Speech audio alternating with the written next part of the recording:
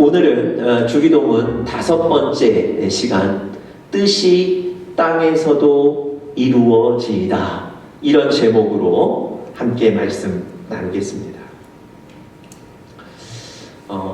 미국의 메이저리그 야구의 백미는요, 그 시리즈를 마감하는 월드 시리즈입니다. 챔피언을 가리는 이 월드 시리즈인데요, 2006년에 디트로이트 타이거스라는 팀과 세인트 루이스 카디널스라는 두 팀이 이 월드 시리즈에서 경기를 갖게 됐습니다. 모든 전문가들이 다 이 디트로이트 타이거스가 이길 거라고 예상했습니다. 그것도 뭐 접전을 벌이는 가운데 다소 우세하다는 얘기가 아니고요, 이 디트로이트 타이거스가 월등하게 전력이 앞서기 때문에 이길 거라고 예상을 했습니다. 여러분, 그도 그럴 것이 이 디트로이트 타이거스가 이 월드 시리즈까지 올라오기까지 성적이 워낙 좋았습니다. 그래서 다들 이렇게 예상한 겁니다. 그런데 실제로 그 월드 시리즈가 시작이 되고는 어떻게 맞췄냐면 4승 1패로 그 세인트 루이스 카디널스가 이겼습니다. 전문가들의 예상을 완전히 뒤엎어버린 거예요. 그 경기가 끝나고 나서 이 전문가들이 왜 디트로이트 타이거스가 졌는지 그 패인을 찾기 위해 골몰했습니다. 그리고는 그 전문가들이 찾은 패인 중에 하나가 뭐였냐면 플라시도 플랑코라는 선수의 부진이었습니다.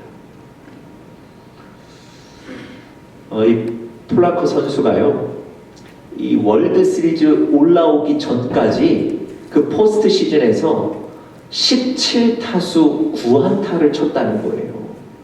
그러니까 여러분, 일반적으로 야구에서요, 아주 훌륭한 타자의 기준이 3할입니다.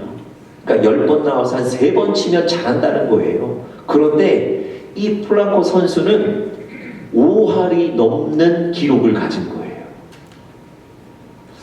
그래서 다들 이 선수가 잘할 거라고 기대했고, 이 선수가 잘하면 이긴다고 생각한 거예요. 그런데 정작 월드 시리즈에서는요, 이 플랑코 선수가 17타수 무안타를 기록했다는 거예요. 쉽게 말씀드리면 17번 기회를 얻었는데 한 번도 못 친 거예요. 그래서 여러분, 전문가들이나 언론들이 이 플랑코 선수의 부진이 디트로이트 타이거스의 패배의 원인이다, 그렇게 얘기한 겁니다. 여러분, 한번 생각해 보십시오. 이 플랑코 선수가 그 월드 시리즈에서 얼마나 치고 싶었을까요? 그 전까지 컨디션이 좋았잖아요. 그 전까지 워낙에 기록이 뛰어났잖아요. 그래서 사람들이 기대한 거 아닙니까? 자신도 얼마나 잘 치고 싶었겠습니까? 그런데 17번이나 나갔는데 한 번도 못 쳤다는 거 아닙니까? 왜 이런 일이 벌어졌을까요? 인생이 자기 뜻대로 안 되는 거예요. 인생이 자기 계획대로, 자기 마음대로 안 되는 거예요. 왜냐하면 인생의 주인이 자기가 아니거든요. 여러분들 골프 좋아하시는지 모르겠습니다. 한국에 박세리라는 선수 다들 기억하시죠? 이 박세리 선수가 어느 순간부터 세계의 권위 있는 대회에 나가서 우승을 하는 거예요. 여러분, 한국 선수가 우승하니까 자기만 좋은 게 아니라 한국 국민들에게 막 감동을 선사하는 겁니다. 그래서 많은 사람들이 그 뛰어난 그 선수의 기량 때문에 앞으로 우승이 계속될 거라고 생각하고 기대했습니다. 그런데 여러분, 어느 순간부터 안 되는 거예요. 이 박세리 선수가 깊은 슬럼프에 빠졌다는 겁니다. 그래서 여러분, 이 슬럼프를 극복하기 위해서 평소보다 훨씬 많이 스윙 연습을 했다는 거예요. 골프채를 계속 휘둘렀다는 거예요. 그런데도 그 슬럼프가 극복이 되지 않더랍니다. 해리 웹이라는 유명한 선수도 있는데요. 이 선수도 똑같은 것을 경험했다는 거예요. 여러분, 그 위기를 넘어서기 위해서, 그 위기를 돌파하기 위해서 이전보다 더더욱 시간을 투자하고 연습을 했는데도 그 슬럼프가 생각대로 극복이 되지 않더라는 거예요. 이런 일이 왜 일어나겠습니까? 자기 뜻대로 되지 않는 거예요. 자기 생각대로 되지 않는 거예요.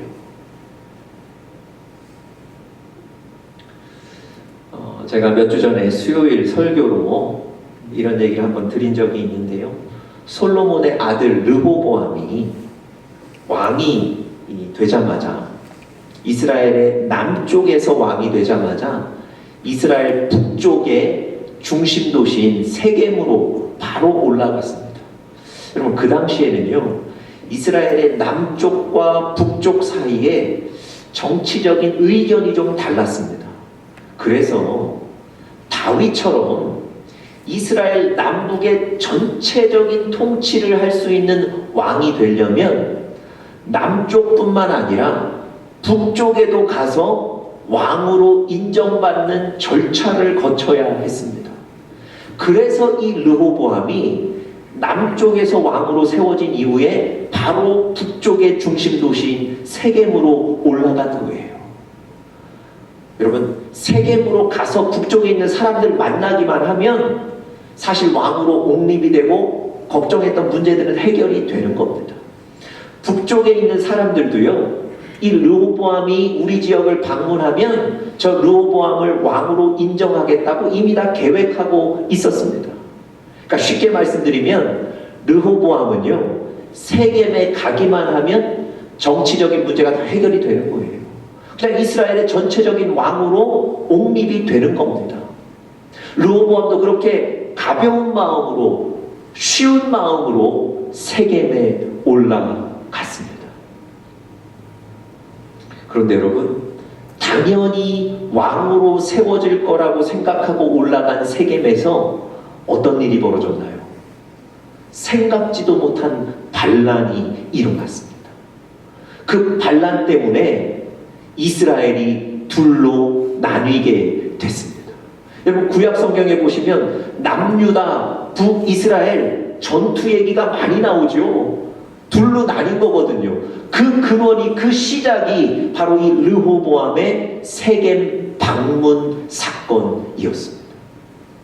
여러분, 르호보암은 세겜에 방문하기만 하면, 올라가기만 하면 이스라엘 전체를 다스릴 수 있는 왕이 된다고 생각했는데, 바로 그 자리에서 반란이 일어나고 그 자리가 이스라엘이 둘로 나뉘는 최악의 상황이 된 겁니다.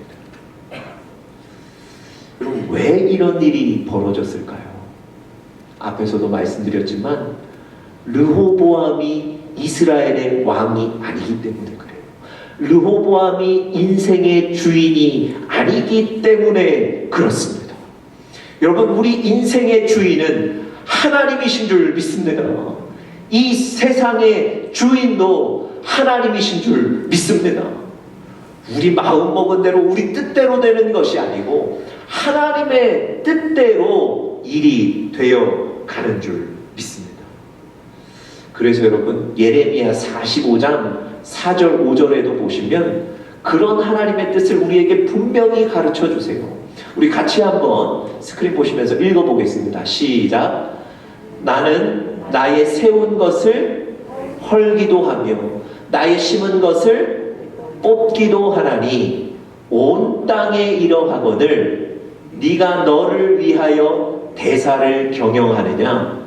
그것을 경영하지 말라.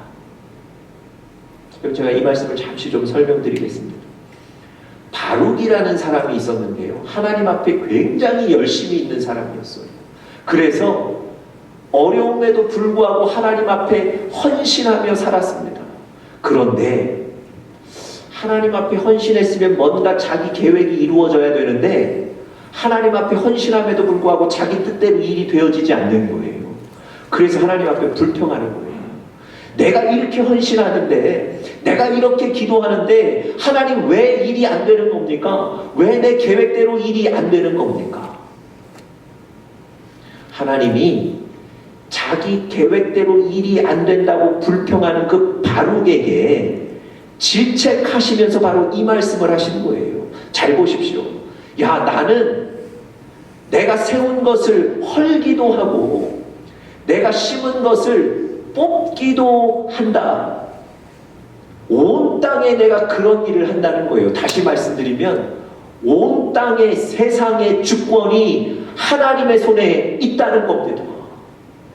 그런데 네가 지금 너의 일을 네 스스로 경영하려고 한다. 하나님의 영역을 침범하는 것을 하나님이 지적하시고 질책하신 겁니다. 그러면서 바룩에게 마지막에 뭐라고 그러셨습니까? 그것을 경영하지 말라. 이 세상의 주인은, 경영자는 하나님이시기에 하나님께 맡겨야 된다는 거예요. 하나님의 뜻이 이루어지도록 맡겨야 된다는 겁니다. 여러분, 우리도 바룩과 같지 않습니까? 내 뜻이, 내 계획이, 내 생각이 그대로 되지 않아서 하나님 앞에 여러분 답답한 심정 토로하시고 불평할 때 있지 않으세요? 하나님이 이렇게 말씀하시는 거예요. 인생 가운데 너의 뜻이 이루어지는 것이 아니라 나의 뜻이 이루어지는 거예요. 여러분, 우리 인생의 주인은 하나님이세요. 그 하나님이 여러분과 저를 자녀 삼아 주셨어요. 그리고 우리 자녀된 우리에게는 가장 알맞은, 가장 최선의 길, 최고의 길을 주시는 줄 믿습니다. 그렇다면 여러분과 저의 삶에 우리의 뜻이 아니라 하나님의 뜻이 이루어지는 게 최선의 삶인 겁니다. 그래서 여러분과 제가 오늘 말씀처럼 하나님의 뜻이 이루어지게 해주십시오. 그렇게 기도하셔야 되는 겁니다. 오늘 우리가 주기도문의 세 번째 간구를 우리 같이 나눕니다. 뜻이 하늘에서 이루어진 것 같이 땅에서도 이루어지이다. 이 간구가 바로 지금 제가 설명드렸던 그런 간구입니다. 여러분, 오늘 예수님께서 가르쳐 주신 이 세 번째 간구를 보시면 대조되는 두 단어가 나오죠. 어떤 거죠? 하늘과 땅이라는 거죠. 하늘에서 하나님의 뜻이 이루어진 것 같이 땅에서도 이루어 주십시오. 과연 하늘이라는 것은 어떤 것을 의미할까요? 여러분, 칼빈이라는 신학자가 이렇게 얘기합니다. 하나님이 하늘에 계신 것이 아니고 하나님이 계신 곳이 하늘이라는 거예요. 다시 한번요. 하나님이 하늘에 계신 것이 아니라 하나님이 계신 곳이 하늘이라는 겁니다. 무슨 말입니까? 하나님이 계신 곳이, 하나님이 다스리시고 통치하시는 곳이 바로 하늘이거든요. 그래서 그 하늘은 하나님의 뜻이 방해받지 않고 다 이루어지는 겁니다. 그게 바로 하늘이에요. 하나님이 계셔서 하나님이 통치하시고 다스리시니까 하나님의 뜻이 그대로 이루어지는 것. 그곳이 바로 하늘이라는 거예요. 여러분, 그런 의미에서 지난주에 제가 설명드렸던 나라라는 단어와 하늘은 비슷한 의미를 가지고 있습니다. 그런데 여러분, 오늘 우리가 배우는 이 기도의 핵심은 이게 아니에요. 하늘에서 하나님의 뜻이 이루어진 것, 이게 핵심이 아니라 바로 그 다음 구절이에요. 하나님의 뜻이 땅에서도 이루어지게 해주십시오. 이게 핵심 구절이에요. 여러분, 영어 성경에도 보시면 주절과 그 다음 절이 분명히 이렇게 기록되어 있죠. 땅에서도 하나님의 뜻이 이루어지게 하소서, 하늘에서 이룬 것 같이, 이렇게 되어 있거든요. 바로 땅에서도 하나님의 뜻이 이루어지게 해 주십시오. 이게 바로 핵심적인 기도입니다. 여러분, 땅이라는 건 뭘 의미할까요? 보프라는 신학자가 땅에 대해서 이렇게 얘기합니다. 땅은 아직도 하나님의 뜻이 배척당하는 곳이다. 땅은 아직도 하나님의 뜻이 배척당하는 곳이다. 하나님이 자신의 역사적 관용과 인내를 시험하는 곳이다. 이렇게 설명해요. 여러분, 쉽게 말씀드리면 땅은 여전히 하나님의 뜻이 이루어지지 않는 곳이에요. 우리가 하나님의 뜻을 밀어내는 곳, 그래서 하나님의 뜻이 이루어지지 않는 곳이 바로 땅이라는 겁니다.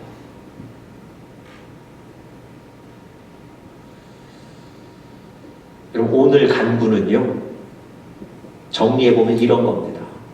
하나님이 계셔서 다스리시는 그 하늘에서 하나님의 뜻이 방해받지 않고 이루어지는 것처럼 하나님, 우리 교회와 나의 삶 가운데 땅과 같은 곳이 있는데 그곳에서도 하나님의 뜻이 이루어지게 해 주십시오. 이런 간구예요. 여러분, 우리의 삶의 현장에 여러분들이 지금 가지고 계신 문제 가운데 하나님의 뜻이 이루어지기를 간절히 축복합니다. 그럼 사실 우리가 이런 바람으로 예수 믿는 거 아닙니까? 하나님의 뜻이 이루어지게 해주십시오. 그런데 여러분, 이런 바람과 이런 기대는 있는데 실제로 여러분과 저의 삶에 이런 땅과 같은 곳이 있습니다. 다시 말씀드리면 여러분과 제가 하나님의 뜻을 밀어내는 거예요. 여러분과 제가 하나님의 뜻이 이루어지는 걸 탐탁치 않게 여겨서 밀어내는 우리 삶의 부분이 있다는 거예요. 그게 바로 우리 삶의 땅입니다. 여러분, 왜 우리 삶에 하나님의 뜻이 이루어지지 않고 우리가 그 하나님의 뜻을 밀어내며 살까요? 오늘 세 가지로 좀 나누어 살펴보면서 우리에게 은혜가 되기를 바랍니다. 첫 번째로요, 하나님의 뜻이 이루어지지 않고 우리가 자꾸 그 뜻을 밀어내는 첫 번째 이유, 간절한 영적인 의지의 부족 때문입니다. 간절한 영적인 의지의 부족 때문입니다. 여러분, 하나님의 뜻이 우리 삶에 이루어져야 한다는 강력한 의지를 가지셔야 된다는 거예요. 안 그러면 그런 의지를 가지고 시작하셨다가도 중간에 다 멈춰버린다는 거예요. 포기하게 된다는 거예요. 하나님이 도와주셔야 산다는 이 의지를 끝까지 가지셔야 된다고 말씀드리는 겁니다. 여러분, 여호사밧이요, 북이스라엘 왕 아합의 제안을 한 가지 받는데 그 제안이 뭐냐면 아람이라는 나라를 치러 가는 그 전투에 같이 좀 도와달라는 제안을 받습니다. 여러분, 남유다의 왕인 여호사밧이 그 제안을 받고 바로 오케이라고 수락한 게 아니고요, 믿음의 사람이었기 때문에 이렇게 얘기합니다. 이게 과연 하나님의 뜻인지 하나님의 선지자들에게 물어봅시다. 이렇게 제안을 해요. 여러분, 아합 왕은요, 사실 우상을 섬기던 사람이거든요. 그래서 하나님의 뜻을 묻자고 하는 이 제안이 그렇게 달갑지가 않았을 겁니다. 그럼에도 불구하고 여호사밧의 도움을 얻어야 되니까 그 사람 말대로 선지자를 불렀어요. 400명의 선지자가 왔는데 하나같이 이렇게 얘기합니다. 전쟁에 나가면 이길 것이니까 전쟁에 나가십시오. 이게 하나님의 뜻입니다. 여러분, 여호사밧이 이 얘기를 듣고 그럼에도 또 이렇게 제안합니다. 이 400명 외에 하나님의 뜻을 물을 만한 다른 선지자가 없습니까? 그럼 이렇게 물어요. 여러분, 사실 여호사밧이 아합에게 이렇게 제안하는 게 쉽지 않습니다. 여러분, 생각해 보세요. 이미 400명 불러와서 얘기 들었잖아요. 아합은 또 하나님의 뜻 듣는 거 그렇게 원치 않잖아요. 그런데 또 다른 선지자 부르자 그러면 아합의 심기를 건드려서 두 나라의 관계가 어그러질 수도 있거든요. 여러분, 그런데도 불구하고 여호사밧이 다른 선지자에게 더 물어봅시다. 그래서 데려온 선지자가 미가야 선지자예요. 그런데 여러분, 이 미가야 선지자는 뭐라고 얘기하냐면 그 전쟁에 나가면 죽게 될 것입니다. 무슨 얘기입니까? 그 전쟁에 나가는 것이 하나님의 뜻이 아니라는 거예요. 여러분, 여호사밧이 이 얘기를 듣고 전쟁에 나갔을까요? 안 나갔을까요? 여러분, 이 정도 했으면 안 나갔을 것 같은데 바로 그 다음 구절에 보시면 전쟁에 여호사밧이 나갑니다. 여러분, 이상하지 않으세요? 하나님의 뜻을 알기 위해서 선지자 400명을 부르기도 했고, 그것 가지고는 뭔가 명확치 않아서 다른 선지자를 부르기도 했고, 마지막에 부른 선지자에게 하나님의 뜻이 무엇인지를 들어서 알기도 했는데 왜 여호사밧이 전쟁에 나갔을까요? 여러분, 이 여호사밧은요, 평소에 자기의 어떤 신앙의 습관대로 하나님께 묻기는 했어요. 하나님께 묻는 의지는 가졌어요. 그런데 그 뒤에 하나님 말씀하시면 내가 그 말씀에 끝까지 순종하고 나가겠다는 그 의지까지는 갖지 못했던 겁니다. 여러분, 아합 앞에서 그 제안을 거절하면 그건 정말 큰 어떤 사건이 벌어질 것 같거든요. 여러분, 여호사밧이 의지를 가지고 시작은 했지만 간절하게 끝까지 그 의지를 지키지 못했던 거예요. 여러분과 저에게 간절한 영적인 의지가 있어야만 하나님의 뜻을 끝까지 붙들고 이루실 수 있습니다. 여러분, 엘리사가요, 자녀가 없던 수넴 여인의 가정을 위해서 기도해주고, 그래서 하나님께서 그 가정에 아들을 주셨어요. 시간이 지나서 그 아들이 자라다가 어느 날 머리가 아프다고 엄마 무릎을 베고 누웠는데 그렇게 그대로 죽고 말았습니다. 여러분, 그 어머니가 얼마나 당황스러웠겠습니까? 얼마나 놀랐겠습니까? 무슨 정신이 있었겠습니까? 그런데 그 사건이 일어나자마자 짐 챙겨서 엘리사 선지자를 만나러 갑니다. 여러분, 지금 엘리사 선지자를 만나러 갈 때입니까? 그리고 엘리사 선지자는 가까운 데 살지도 않아요. 그리고 남편이 그 길을 가지 말라고 막습니다.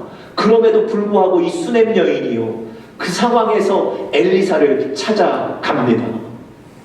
그리고 엘리사를 찾아가서 자기 사정을 얘기하니까 엘리사가 그래, 알았다, 내 종을 보낼 테니까 종과 함께 빨리 너희 집으로 돌아가라. 여러분, 엘리사 선지자의 대답을 듣고 도움을 얻은 것만 해도 대단히 큰 일을 한 거 아닙니까?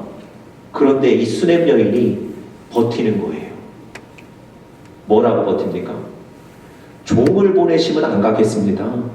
선지자 당신이 나와 함께 우리 집에 가야 나도 가겠습니다.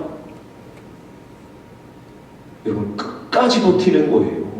엘리사 선지자가 그래서 자기도 짐 챙기고 이 여인과 함께 그 여인의 집까지 가서 그 아들을 위해 기도하고 그 아들을 살려내는 거예요.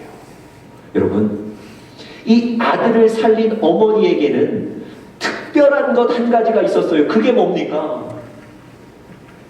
강력한 영적인 의지예요. 간절한 영적인 의지를 가졌을 때 하나님의 뜻이 그의 삶에 이루어지고 나타나는 거예요. 여러분과 제 삶에 어느 정도의 의지로 만족하시면 안 돼요.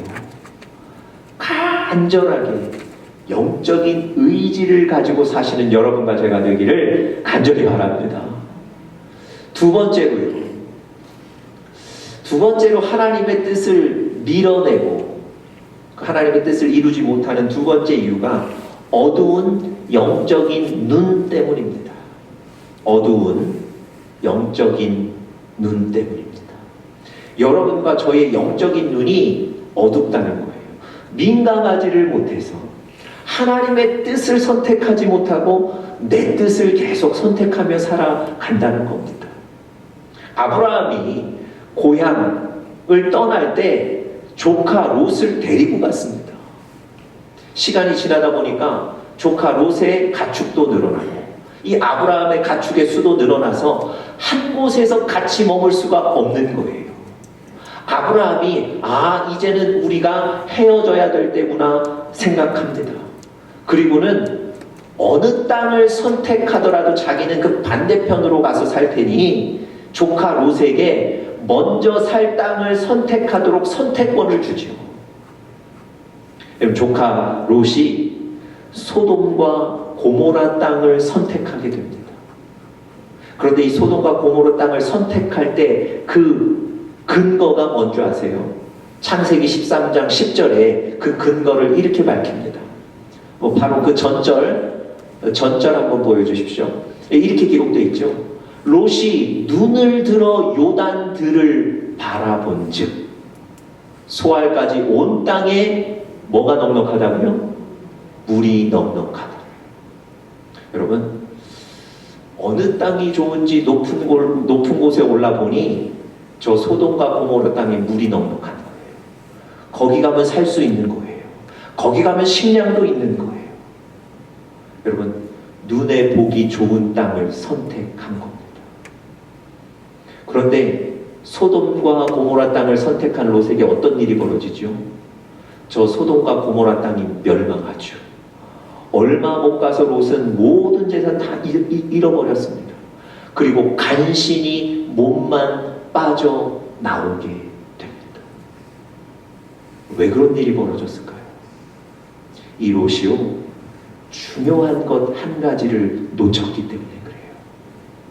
바로 이 구절 그 다음 부분에 창세기 13장 13절에 하나님은 그 부분을 이렇게 지적하세요. 우리 같이 한번 읽어보겠습니다. 시작.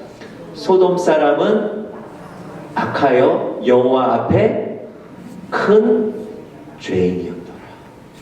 여러분, 소돔과 고모라 땅에 물이 넉넉한 것은 봤지, 그 땅이 하나님 섬기지 않고 하나님 앞에 악한 죄인의 땅인 것은 보지 못했던 거예요.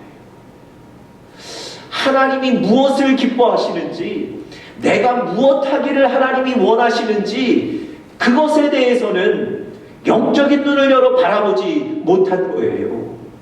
그저 내 눈에 보기 좋은 것, 내 마음에 드는 것, 그것 선택했기 때문에 롯이 모든 것 잃어버리고 몸만 나오게 됐던 겁니다. 영적인 어두운 눈 때문에 그렇습니다. 여러분, 영적으로 밝은 눈을 가지셔야 돼요. 영적으로 민감하셔야 됩니다. 여러분, 너무 당연한 얘기지만 말씀과 기도에 깨어 있으셔야 돼요. 그래야만 영적으로 하나님의 뜻을 분별하게 되고 그 땅을 선택하게 되고 그때에 하나님의 뜻이 여러분과 제 삶에 이루어지는 줄 믿습니다. 롯이 어두운 영적인 눈을 가졌기 때문에 그의 삶에 하나님의 뜻이 이루어지지 못한 겁니다. 자, 마지막 세 번째, 하나님의 뜻이 이루어지지 않는 이유, 우리가 하나님의 뜻을 밀어내는 이유 세 번째는 실망 때문입니다.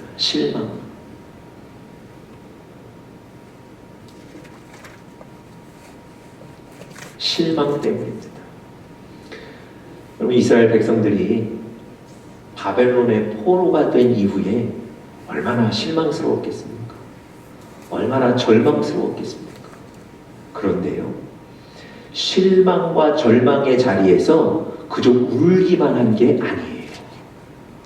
여러분, 이 이스라엘 백성들이 바벨론의 포로로 잡혀간 그 실망의 자리에서도 여전히 하나님 도와주십시오, 살려주십시오 간구하고 기도했어요. 하나님이 그들의 간구를 들으셨습니다.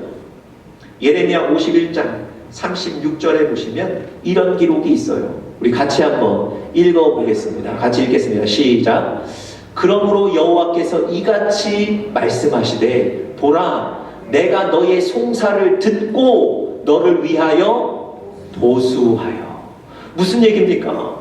바벨론의 포로로 잡혀간 그 이스라엘 백성들, 실망하고 절망하는 가운데서도 하나님께 도와달라고 부르짖었다는 거예요. 하나님이 그들의 기도를 들으시고 일하기 시작하셨다는 얘기입니다. 여러분, 하나님이 언제 일하신다고요? 이스라엘 백성들이 기도했을 때, 하나님께 간구했을 때 하나님이 그들의 기도를 듣고 일하기 시작하신 거예요. 만약에 이스라엘 백성들이 실망과 절망의 자리에서 울기만 했다면 여러분, 하나님의 뜻이 이루어지지 않았을 거예요. 여러분, 사람이니까 실망할 수 있습니다. 여러분과 제가 실망이라는 감정, 절망이라는 감정을 느낄 수 있다고요. 그건 살아있는 동안 계속될 거예요. 그때 뭐 하셔야 됩니까? 실망에, 절망에 지시면 안 돼요. 그럼에도 불구하고 하나님의 이름을 부르며 기도하셔야 될 줄 믿습니다.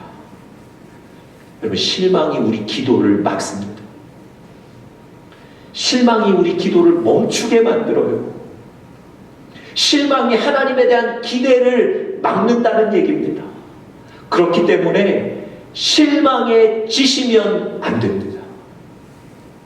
그런 감정에도 불구하고 우리가 기도하고 하나님 바라고 찾으면 하나님의 뜻이, 하나님의 나라가 여러분과 저의 삶에 이루어질 줄 믿습니다. 여러분, 여러분과 저의 삶의 자리에 여전히 하나님의 뜻이 배척되는 그런 땅이 있다면 오늘부터 그 땅을 갈아엎으셔서 그곳에도 하나님의 뜻이 이루어지게 되기를 간절히 축복합니다. 제가 마지막 얘기만 드리고 오늘 설교를 마치겠습니다.